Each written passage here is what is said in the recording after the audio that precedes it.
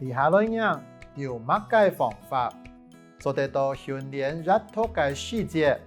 理解文章嘅意思？一開始，你做得來大約讀呢篇文章，寫下來，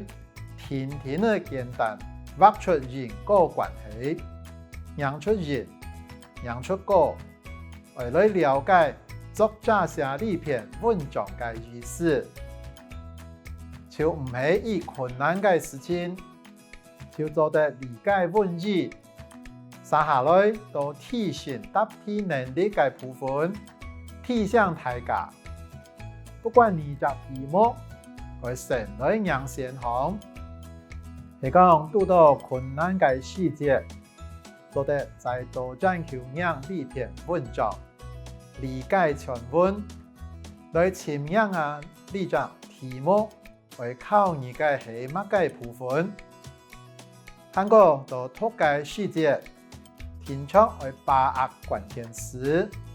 到困難嘅詞，咁樣會提高分，就唔係乜嘅困難嘅事情。最尾祝福大家考試順利。